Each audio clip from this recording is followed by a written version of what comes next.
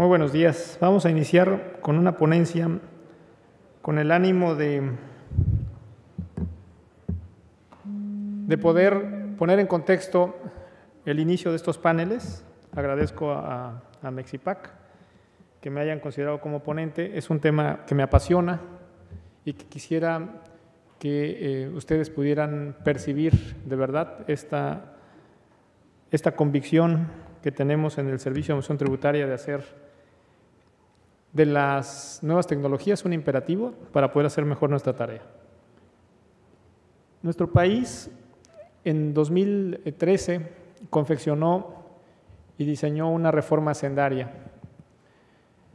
que entró en vigor en 2014, una reforma hacendaria en la que se cumplían principalmente dos premisas: incrementar la base de contribuyentes, es decir, que más causantes paguen impuestos, y hago la precisión causante porque ya los causaba en el pasado, ya era un actor económico, ya tenía una actividad económica, pero no era contribuyente, era causante pero no era contribuyente. Y entonces incrementar esa base de contribuyentes, primera premisa, que paguen más los que tienen la obligación de pagar.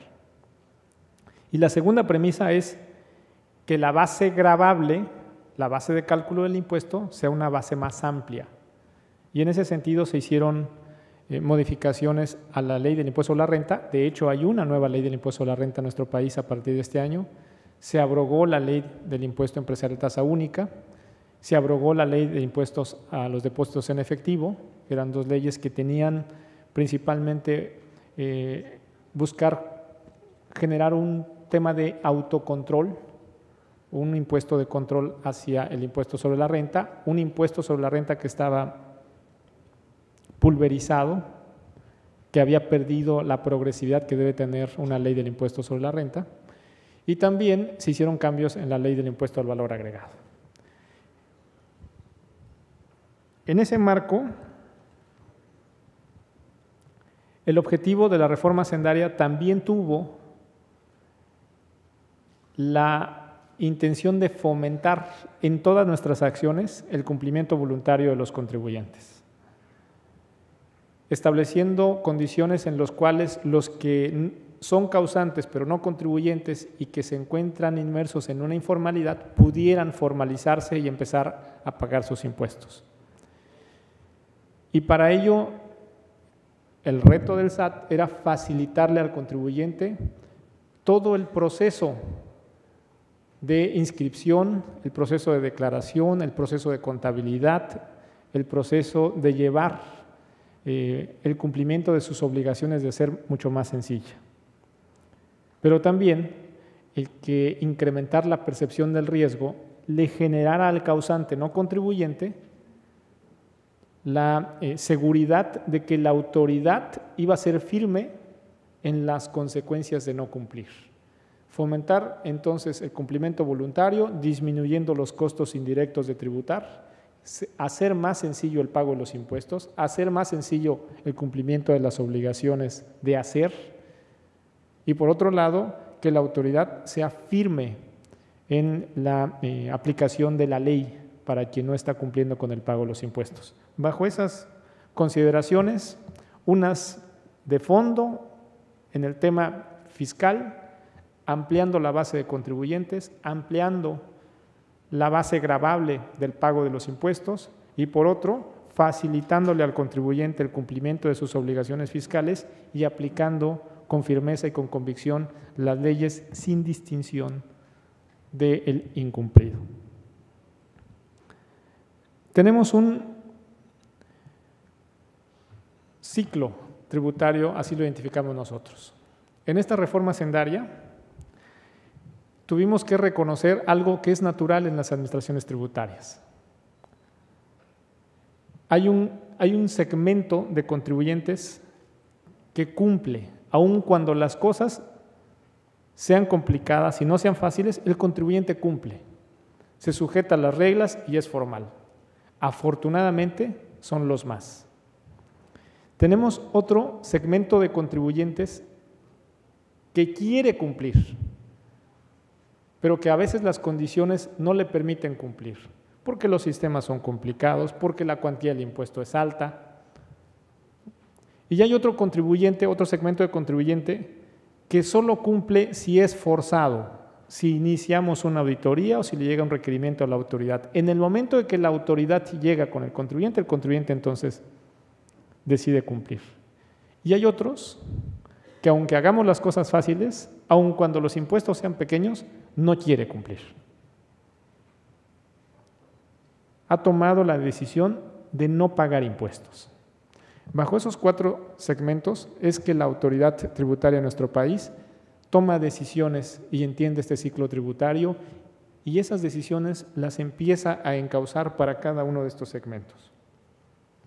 Todos tenemos en México la obligación de cumplir, todos tenemos la obligación de pagar impuestos.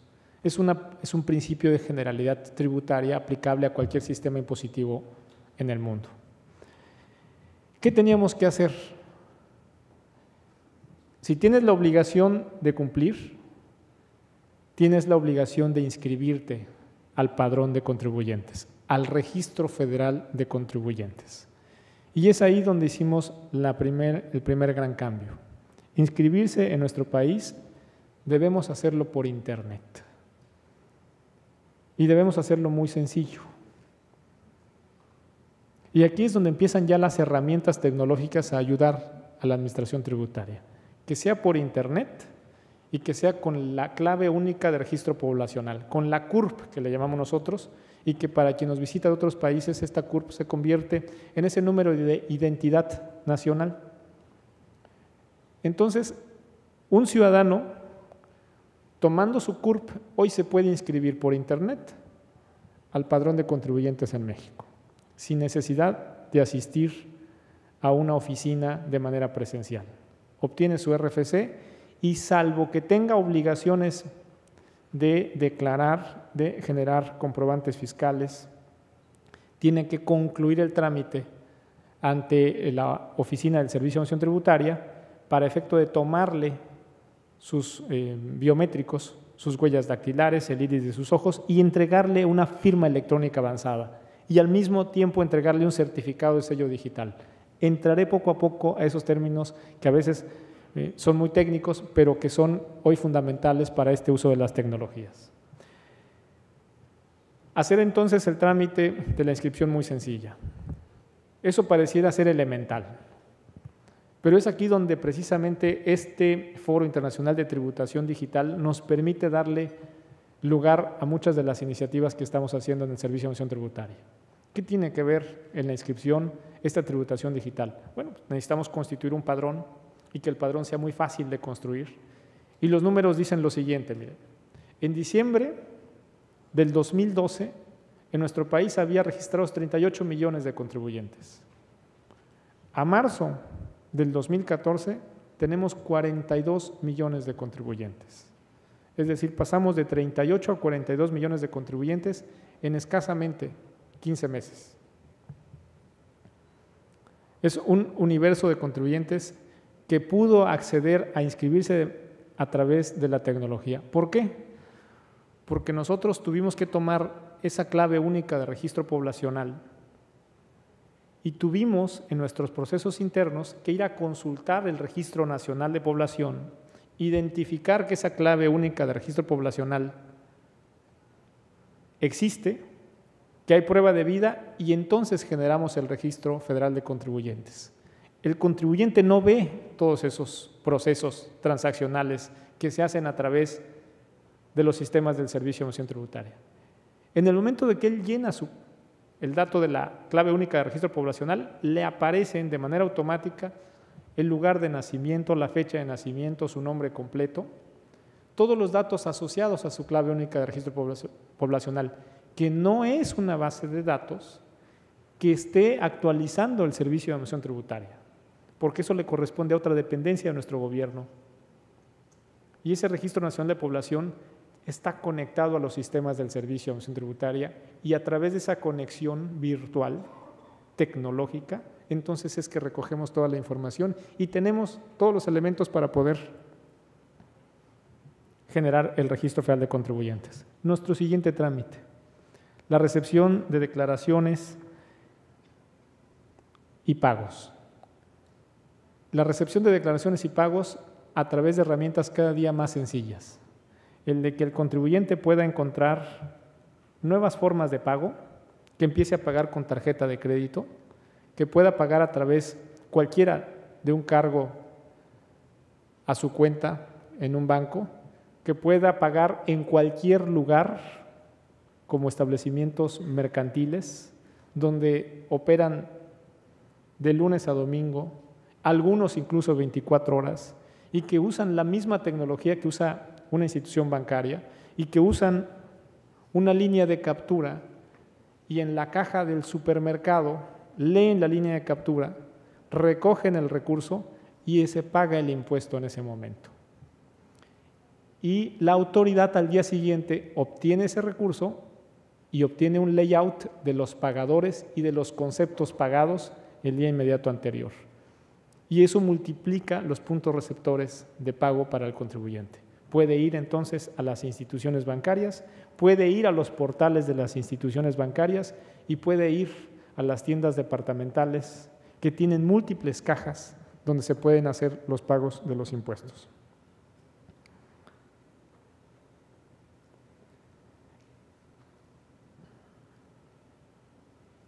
¿Qué nos permite esto? Tenemos al contribuyente sujeto de obligaciones, tenemos al contribuyente vigilado en el cumplimiento de esas obligaciones, siempre y cuando haya él presentado sus declaraciones de impuestos.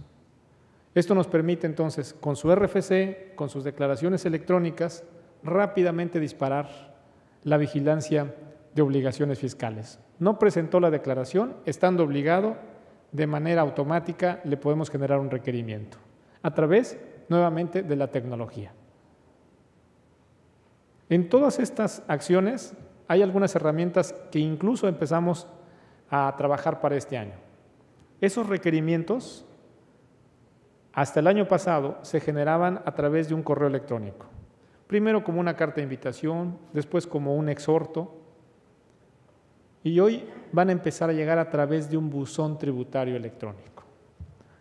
El único vehículo donde el contribuyente podrá encontrar la información que la autoridad pone a su disposición y que puede ser una invitación, una aclaración, un requerimiento, una notificación de un crédito. Y es el único vehículo donde el contribuyente pone a disposición de la autoridad toda la información. Una solicitud de devoluciones del impuesto al valor agregado, una aclaración a un trámite, una factura electrónica y cualquier otro documento digital que el contribuyente tenga la necesidad de presentar ante la autoridad. ¿Cuál es la diferencia entre este buzón tributario y el mecanismo actual tradicional de enviarse documentos vía correo electrónico? Que el buzón tributario puede ingresar solamente aquel que tiene la firma electrónica avanzada.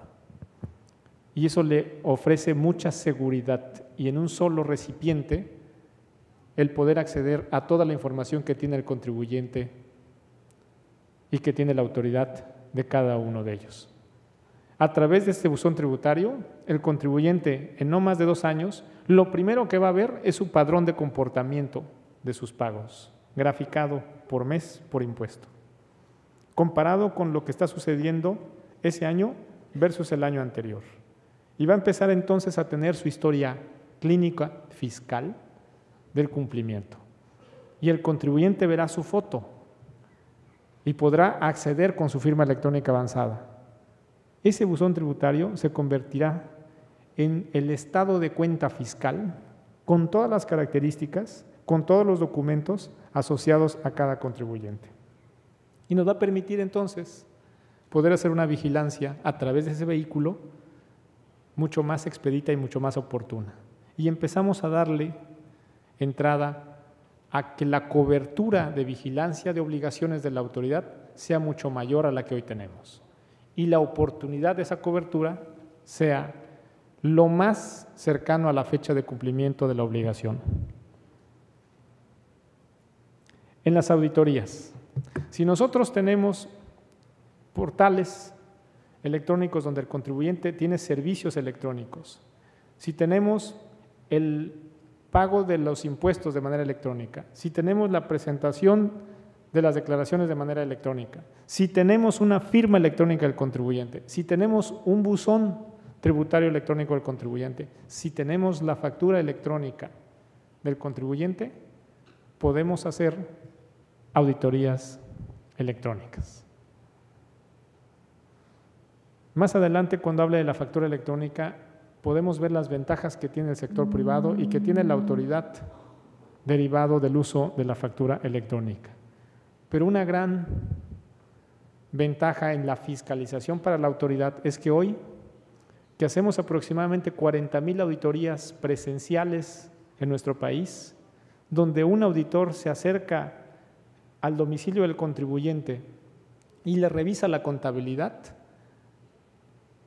y que implica desplazamiento, horas hombre, y que implica revisar documentos aún en papel, lo empezaremos a hacer a través de cruces de bases de datos institucionales, de manera electrónica, y a través de padrones de comportamiento podremos identificar, a través de esos patrones de comportamiento podremos identificar al contribuyente que de su comportamiento económico atípico se salga para efecto de invocar a través de una inspección electrónica desde una aclaración o hasta una auditoría,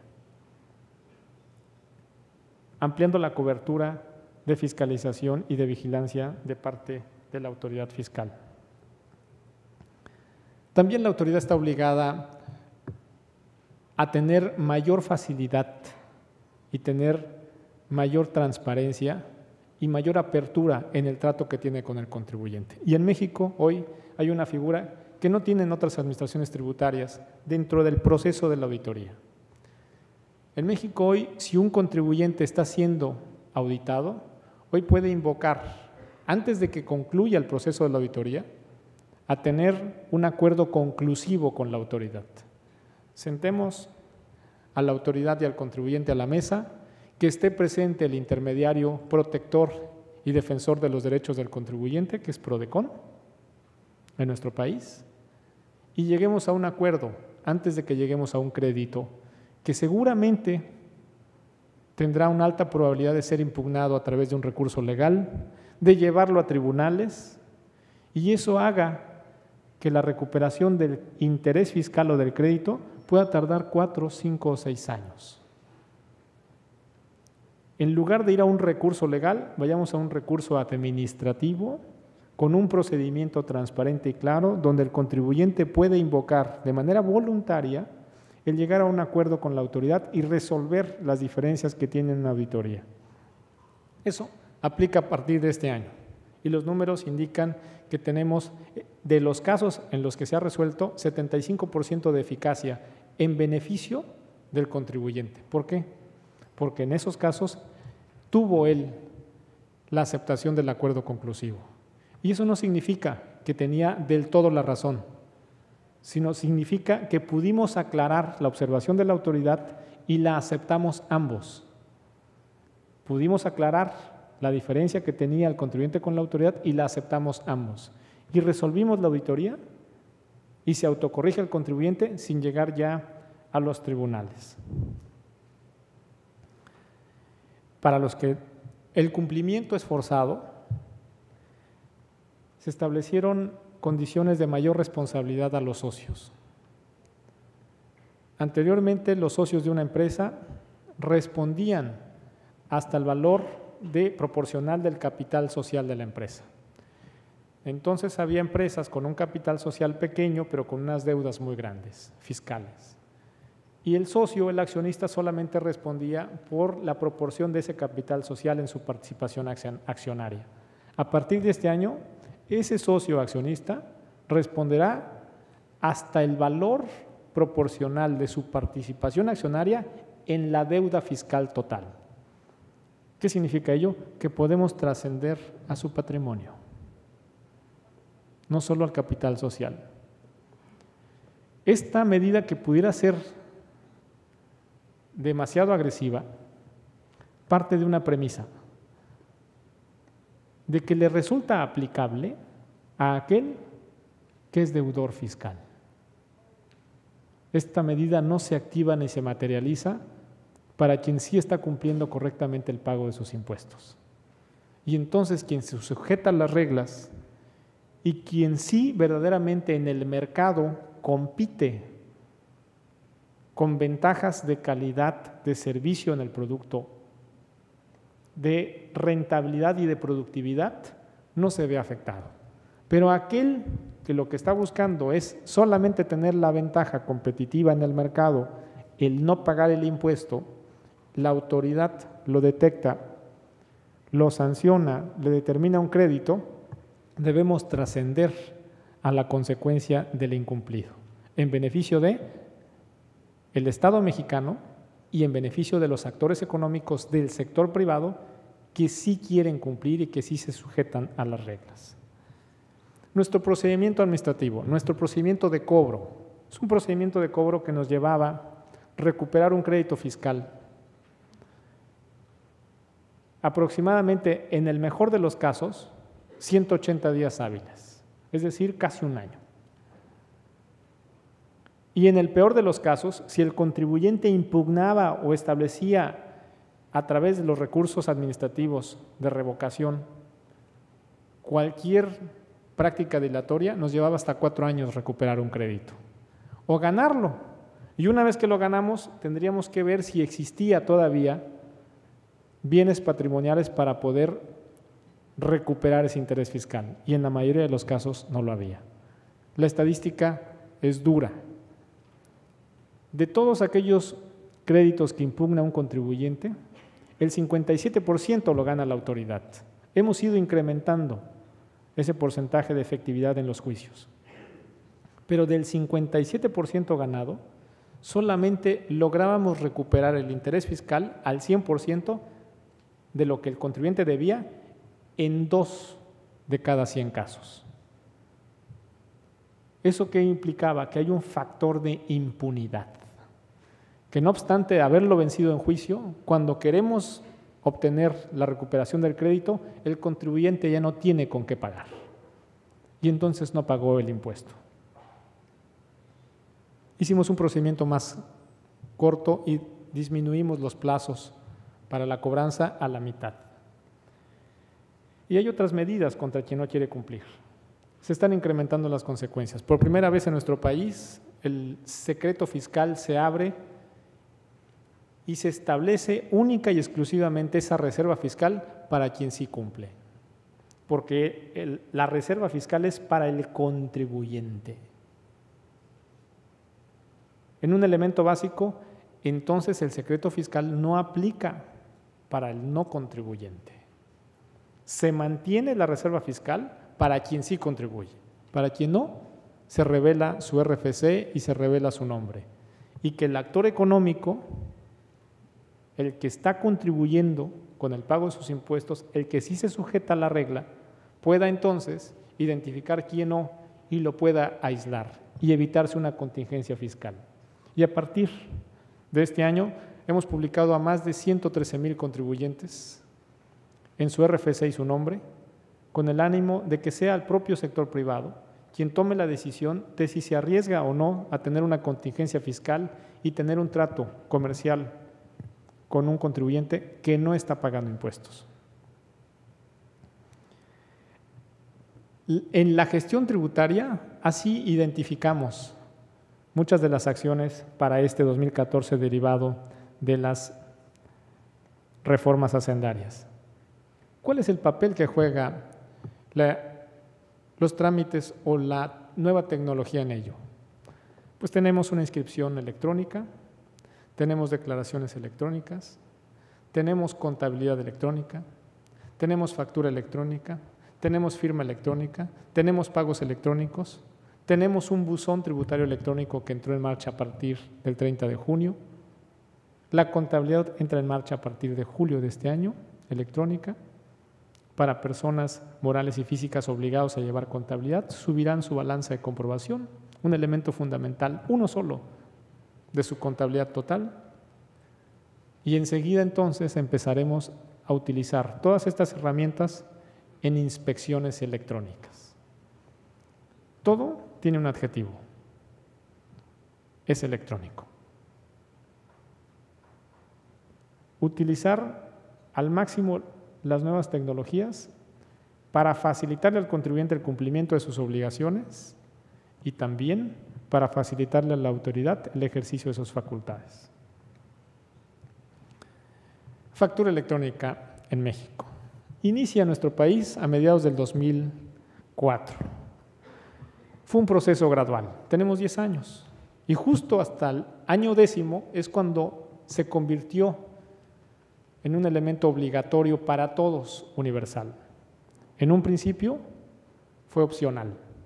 En un principio existieron los proveedores autorizados en certificados y también existió el autosellado. Es decir, esta factura electrónica, el propio contribuyente podía asignarle el folio, el sello digital y tenía la obligación de generar remesas de información y entregarlas a la autoridad. Así nació la factura electrónica. Podía el contribuyente optar por un proveedor autorizado en certificado o podía optar por él a sí mismo sellar sus facturas electrónicas y entregárselas al Servicio de Administración Tributaria.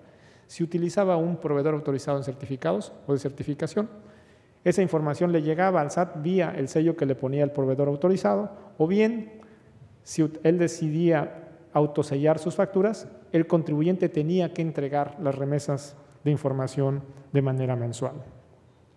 Características de nuestra factura. Es un estándar tecnológico. Todas las facturas son iguales, tienen el mismo estándar tecnológico. Son uniformes y todas ellas tienen validez fiscal. En ese año convergen dos tipos de documentos: papel en más del 90% y factura electrónica en un porcentaje, porque además era opcional, era piloto. Los iniciadores fueron contribuyentes voluntarios en este piloto. ¿Qué es lo que vieron los contribuyentes que decidieron hacerlo de manera voluntaria? Miren, muy interesante. Los contribuyentes encontraron que dentro de sus beneficios había muchos ahorros y economías y había una simplificación en sus procesos. Y eso los motivó a migrar a la factura electrónica. No fue una obligación de la autoridad. La autoridad propuso la factura electrónica y los contribuyentes la adoptan de manera voluntaria, en un piloto.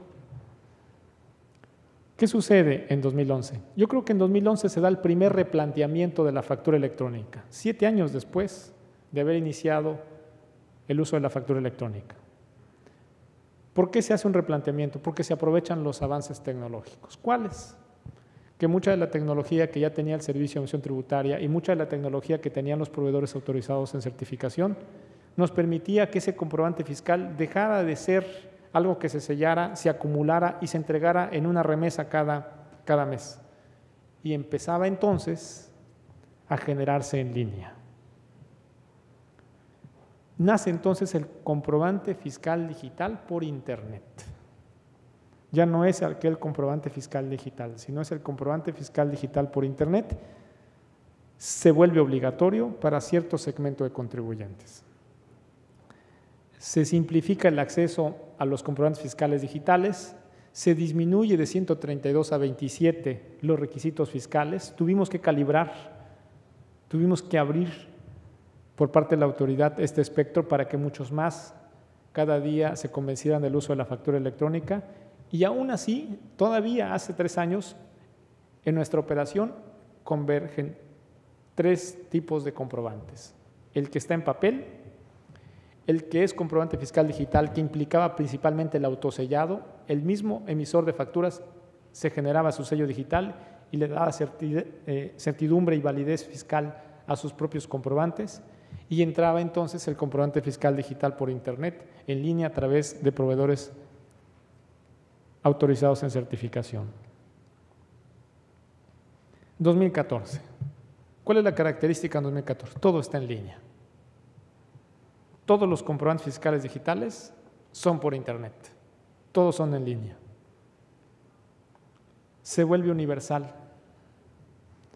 No hay nada deducible en nuestro país, nada que tenga deducción para efectos del impuesto sobre la renta, si no está soportado a través de un comprobante fiscal con estas características. Nada es deducible si no está soportado a través de una factura electrónica o un comprobante fiscal digital por Internet. Trasciende a pagos con naturaleza distinta al acto comercial puro. La factura electrónica originalmente nació para esas operaciones comerciales entre los actores económicos del sector privado y que permitían tener documentos digitales que podrían ser reconocidos con toda la validez fiscal por la autoridad de manera muy sencilla. Trascendió a otro tipo de actos. La nómina, que no necesariamente es un acto comercial, pero es un acto de comprobación por la prestación de un servicio personal subordinado. La nómina se timbra en México a partir de este año. La prestación de los servicios públicos. Las entidades públicas, el sector público, el gobierno, por cada una de las operaciones donde recibe un ingreso, un derecho, una contribución. Y en muchos de los casos, estos ingresos pueden ser deducibles para un contribuyente. En el caso de la industria, el uso de agua industrial.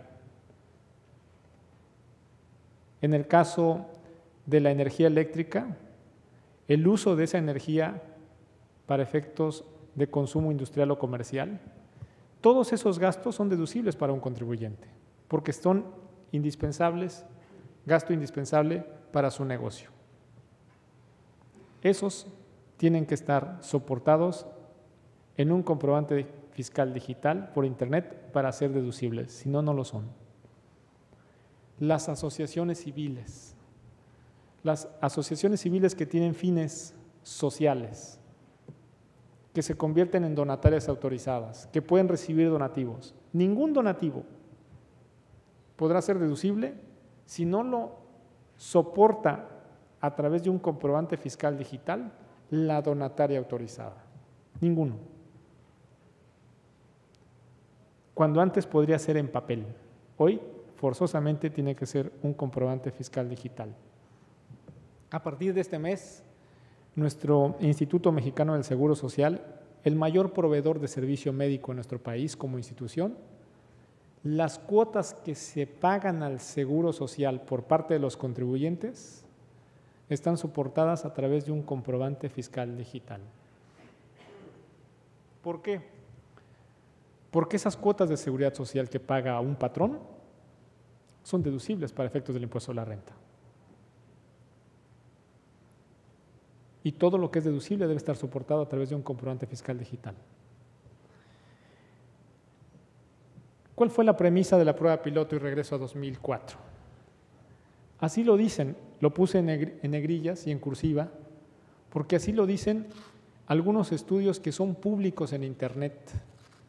Algunos contribuyentes subieron sus experiencias del uso de la factura electrónica y fue sincronizar sus procesos electrónicos con sus clientes y obtener ahorros y generar economías que hicieran más rentables sus actos comerciales.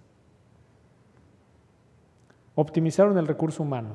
En los ejemplos que están en Internet, las empresas disminuyeron a la mitad el recurso humano que se empleaba para llevar el control de las facturas en papel y en el proceso relacionado con la factura. Y entonces hay ahorros en costos de mensajería, hasta 55 pesos, porque la mensajería local podría tener un costo de 27 o 30 pesos. Y en la mensajería de un estado a otro estado en la provincia mexicana podría llegar hasta 55 pesos. Y voy a tratar de ilustrar qué es lo que sucedía. Se tomaba la factura, se guardaba en un sobre, se entregaba a la mensajería para que le llegara esa factura a nuestro cliente, y esa factura, antes de ensobretarla y mandarla, tenía que ser revisada por el área que la emitía y que cumpliera con todos los requisitos. Los datos del cliente, el valor, se capturaba, se imprimía, se utilizaba una hoja y había atrás de eso todo el personal que se encargaba de hacer esas tareas y se archivaba. La recibía el cliente, la verificaba, revisaba que todos los documentos fueran correctos, que todos los datos fueran correctos, que tuvieran el valor, se programaba el pago. se regresaba el documento, todavía no hay errores ahí, pero si los hubiera, repliquen ese ejercicio y ese gasto por cada una de esas facturas. Se aceptaba la factura y ahí había tiempo de desplazamiento, costo, horas hombre, se programaba el pago. Todo eso generaba costos a los actores comerciales. Costos de mensajería, en papel, en impresión, en archivo de todos esos documentos, en la captura de controles, porque había que capturar el número de guía con el que se envió la factura a nuestro cliente que se encuentra en otra parte del país. El valor, el pedido que había originado o la venta que había originado esa factura, el costo de la mensajería. Si se extraviaba, tendríamos que replicar ese proceso una y otra vez. El tiempo de la validación de la factura. Era común ver en ventanillas en las empresas una ventanilla de revisión de facturas y era común ver, y decía horas y días, especial para revisión de facturas, y era común ver otra ventanilla que decía programación de pagos en horas y en días específicos. Y ahí llegaba entonces el proveedor a que le revisaran su factura para que le programaran su pago. Y había desplazamientos. Así sucedía antes. Y esa cobranza y esa programación de pagos generaba también gastos. ¿Cuáles son los beneficios en el ciclo completo? Hoy la empresa tiene recepción de pedidos de manera electrónica. Hoy esa empresa tiene órdenes de compra de manera electrónica. Tiene la consulta de los inventarios de manera electrónica. Las confirmaciones con su cliente de la compra son de manera electrónica. El aviso de embarque o el aviso de envío es de manera electrónica. La notificación del recibo del embarque es de manera electrónica. Me voy a saltar la factura electrónica. El pago es electrónico. Son cargo a cuenta, pocas veces cheque, todo es transferencia. El aviso de ya te pagué es electrónico, ya sea por el banco o a través del correo. La confirmación del pago es electrónico. Imagínense que en ese proceso, en ese ciclo de la operación comercial, la factura todavía fuera en papel. La factura es electrónica. Los proveedores autorizados en certificación no son solamente generadores de sellado o de timbrado de una factura. Hoy ofrecen un valor agregado a una empresa o a un cliente. Y este control de ciclo completo se da con muchas de las herramientas que hoy los denominados PACs le ofrecen al contribuyente. El manejo de sus inventarios, el manejo de sus ingresos, el manejo de sus reportes contables, todo a través de una herramienta sustancial que está dentro de este ciclo, que es la factura electrónica. La ventaja de ya no tener almacenes de tantos archivos en papel, impresiones, y tener la necesidad de ir a buscar una factura en un mar de papeles, hoy solamente a través de archivos digitales. Y lo que es mejor, que en el momento en que se genera la factura electrónica y le da validez el servicio de emisión tributaria, que trae un código de barras bidimensional, el cliente puede verificar la validez, la autenticidad de esa factura en cuestión de segundos. Cuando ustedes salgan este fin de semana o el día de mañana de este hotel, su factura electrónica, antes de que aborden el vehículo que los lleve al aeropuerto, habrá llegado a su correo electrónico. No se puede disputar la autenticidad ni la veracidad de esa factura. Es una factura real, válida fiscalmente. Otros beneficios. Promueve la rendición de cuentas de los entes públicos. Y eso es un llamado a quien hoy nos acompaña del sector privado, que debemos exigir que así como los contribuyentes tienen que cumplir con la obligación de utilizar los comprobantes fiscales digitales y los ciudadanos pedir la factura electrónica de cada servicio por el que ellos pagan o cada mercancía por la que ellos compran, también el sector privado y también la autoridad tiene que exigir que los entes públicos de nuestro país, todos los del sector público, federal, estatal o municipal, todos los cobros que realicen por los servicios que prestan, desde una licencia de conducir, desde un acta certificada de nacimiento, desde un impacto vial, un impacto regional, desde el pago de la luz, de la energía eléctrica, desde el pago del agua, desde el pago del predial, sea soportado a través de un comprobante fiscal digital. ¿Por qué? Porque genera una nueva pista de fiscalización a esos entes públicos respecto de sus ingresos.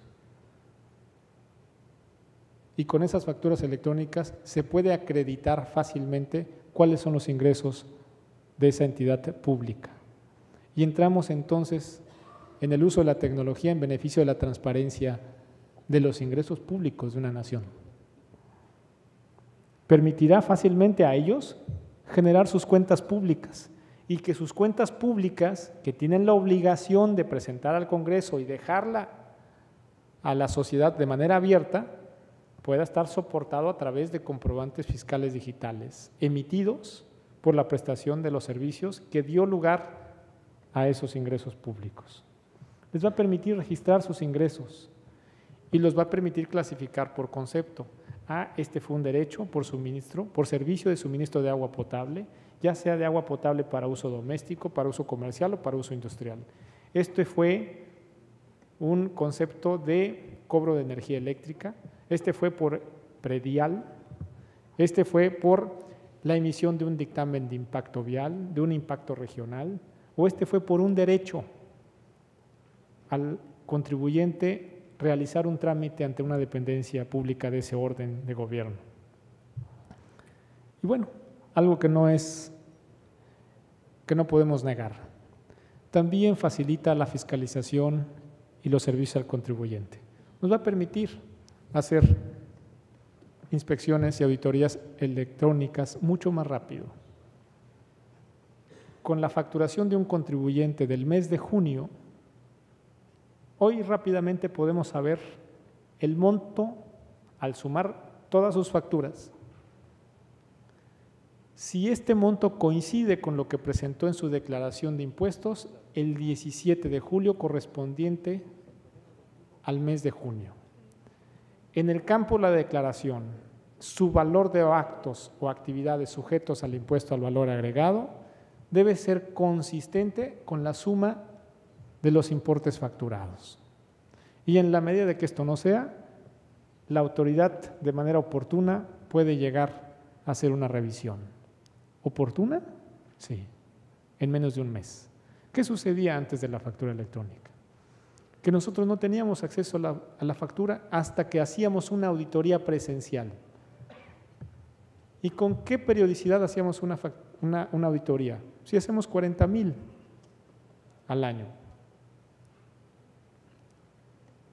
En las auditorías tradicionales estamos revisando lo que sucedió en meses de hace 2 o 3 años, todavía en algunos casos en papel, cuando hoy esta herramienta nos va a permitir hacer una auditoría en el mes inmediato siguiente y poder identificar a aquel que sí está emitiendo facturas, pero que no está acumulando ingresos.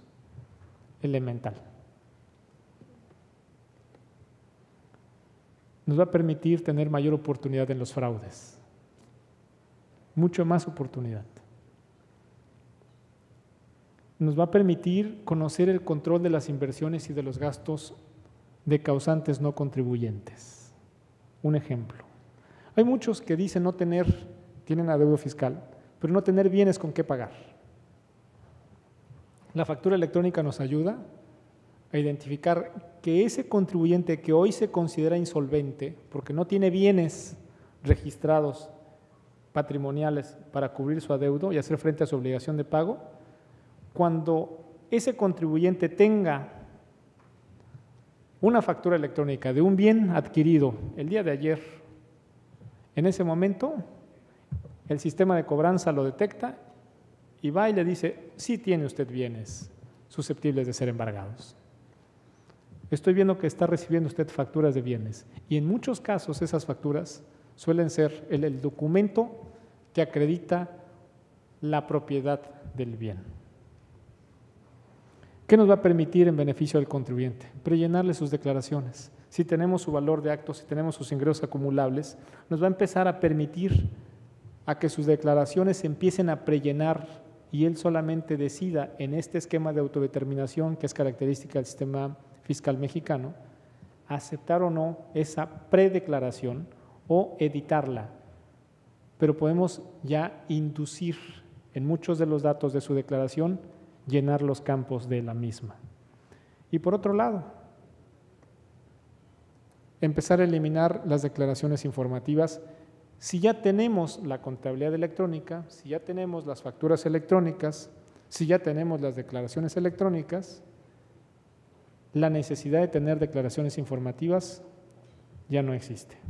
Tarde o temprano, esas declaraciones informativas van a dejar de ser una obligación para el contribuyente. Algunos datos duros. Tenemos 78 proveedores autorizados en certificación. Más del 99% de la factura electrónica se realiza a través de ellos. En 2011 generamos 119 millones de facturas electrónicas digitales por Internet. En 2011, 119 millones de facturas. En 2012, 448.5 millones de facturas. En 2013, 1.987 millones de facturas. Del periodo enero-junio del 2014, solo de enero-junio del 2014 llevamos 2.400 millones de facturas electrónicas. 24 veces más que lo que se hizo en todo 2011.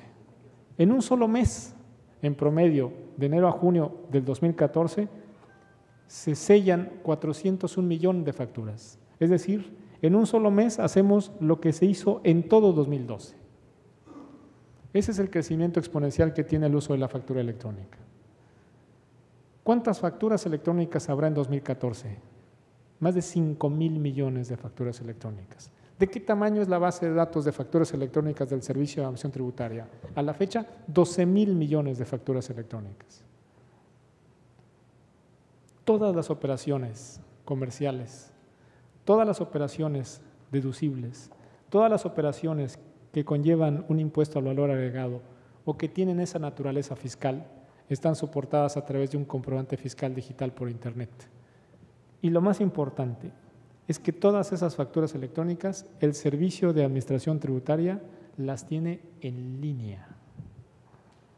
No tiene nadie que reunir en un archivo y enviar una remesa al SAT todas esas facturas. Al momento de ser sellada, en ese momento el servidor de la base de datos de la institución tiene esas facturas de todos los contribuyentes que en ese momento están realizando esa operación. ¿Cuántos emisores tenemos de facturas electrónicas? 3.3. ¿Cuántos teníamos en el 2012? 750,000. Hoy tenemos 3.3 millones.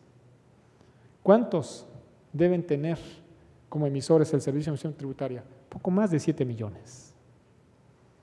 Muchos de ellos por ingresos esporádicos, 1 o 2 comprobantes fiscales al mes, pero aún así deben ser emisores.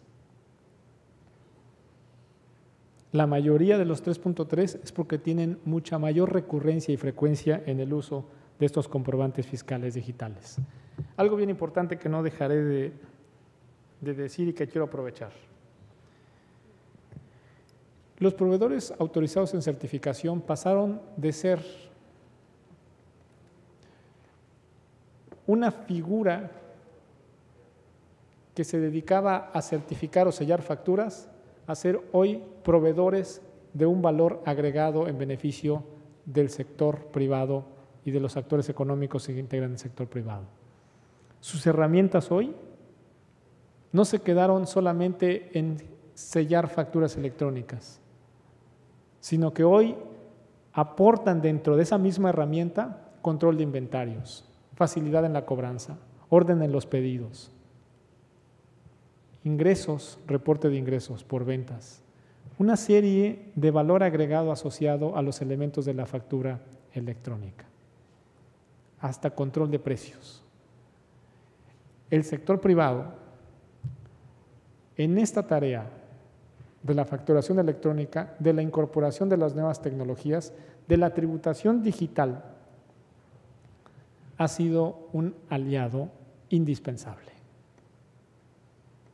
Nos permitió tener mayor cobertura de servicio en el sellado, nos permitió tener mayores puntos de timbrado, nos permitió resolver el tema de la inversión mucho más rápido, porque la inversión la hicieron ellos, porque ellos tienen esa tecnología autorizada, fiscalizada por el Servicio de Administración Tributaria para poder hacer el timbrado y el sellado de las facturas electrónicas.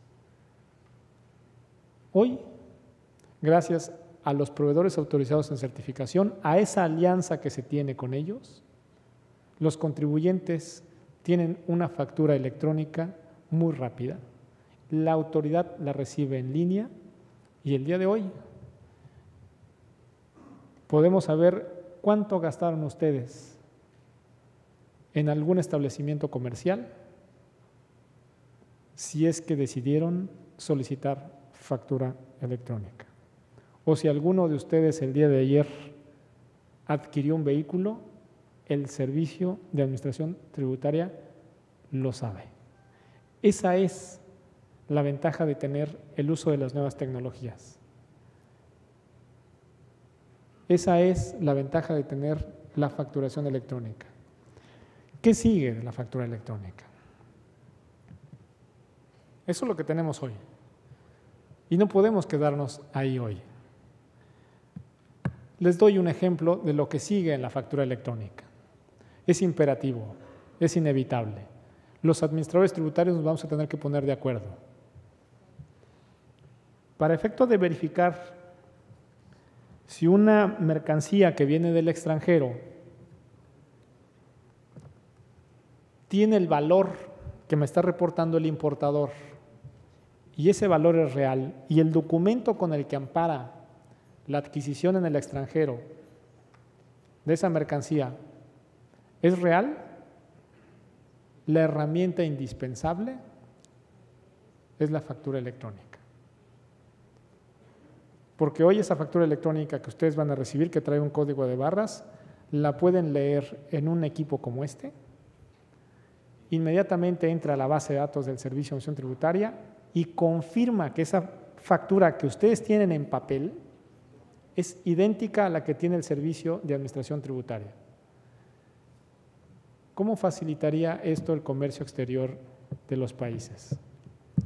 Que los documentos que nos dicen soportan la adquisición y el valor en aduana de ese comercio exterior pueda ser verificable a través de la lectura de un código de barras bidimensional para conocer si efectivamente el proveedor en el extranjero, el exportador, convalida la información que me está entregando el importador en México. ¿A qué nos lleva ello? A que en las operaciones de comercio exterior, los administradores tributarios, si ya tenemos iniciativas de intercambio de información, si tenemos acuerdos y alianzas en materia administrativa y de colaboración, incluso para cobrar créditos para residentes en otros países, de manera imperativa va a ser que empecemos a lograr estándares tecnológicos para adoptar una factura electrónica que sea un estándar en estos países. Y entonces empezar a lograr tener todos estos beneficios. Y para los clientes y para el sector privado, una ventaja en ahorros y en economías, como lo han demostrado los mismos integrantes del sector privado a través de las publicaciones que hacen de manera voluntaria en el Internet de los beneficios que tiene la factura electrónica. ¿Qué sigue entonces? Crear un estándar tecnológico internacional donde la factura cumpla con los mismos requisitos y que esto pueda ser una medida de control, de fiscalización y de facilitación del negocio en las operaciones comerciales entre actores económicos de otros países, pero sobre todo que le genere las economías y los ahorros a los actores económicos. Como esta, hay una gran cantidad de iniciativas que se pueden hacer en la administración tributaria, aprovechando el uso de las tecnologías. Estamos convencidos de que la factura electrónica no tiene retorno. va hacia adelante y va a ser un elemento indispensable hacia el futuro en la administración tributaria, en la predicción de los ingresos, en el llenado de las declaraciones y en la facilidad para el contribuyente en el cumplimiento de sus obligaciones fiscales. Pero también estamos convencidos de que hoy es un ejemplo de ahorro y de economía y hacer más productiva la actividad comercial que tienen los actores económicos del sector privado. Les genera muchos ahorros, mayor facilidad. Y esa es una gran experiencia que tenemos en México a 10 años de haber iniciado esta aventura temeraria de empezar a utilizar comprobantes fiscales digitales que hoy son en línea por cada una de las operaciones que se pretenden hacer deducibles en México. Muchas gracias.